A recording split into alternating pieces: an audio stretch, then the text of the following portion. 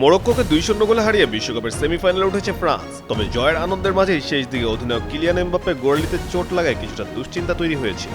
যদিও ম্যাচ শেষে নিজেই জানিয়ে দিয়েছেন চোট গুরুতর নয় এবং তিনি ভালো আছেন।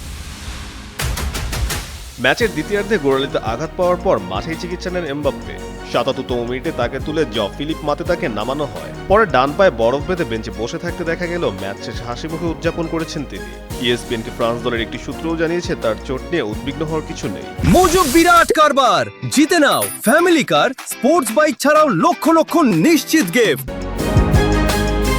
এদিকে মরক্কোর অধিনায়ক ও সাবেক পিএসজি সতীর্থ হাকিমিকে নিয়ে এমবাপ্পে বলেন মাঠে বন্ধুত্বের জায়গা নেই। দুজনই জয়ের জন্য খেলেছেন, তবে ম্যাচ শেষে প্রিয় বন্ধুর সঙ্গে দেখা হওয়াটা অবশ্যই বিশেষ অনুভূতি। ম্যাচে একটি পেনাল্টি মিস করলেও পরে গোল করে চলতে বিশ্বকাপে নিজের অষ্টম গোলটি করেন এমবাপ্পে। পাশাপাশি উসমান দেমবেলের গোলে অ্যাসিস্টও করেন তিনি। ফলে 8 গোল ও 3 অ্যাসিস্ট নিয়ে চলতি আসরে তার সরাসরি গোল অবদান দাঁড়িয়েছে 11টিতে। একই সঙ্গে 8 গোল করে লিওনেল মেসির সঙ্গে যৌথভাবে সর্বোচ্চ গোলদাতার তালিকায় উঠে এসেছেন তিনি। কাজী সাকলেন আহমেদ, যুগান্তর স্পোর্টস।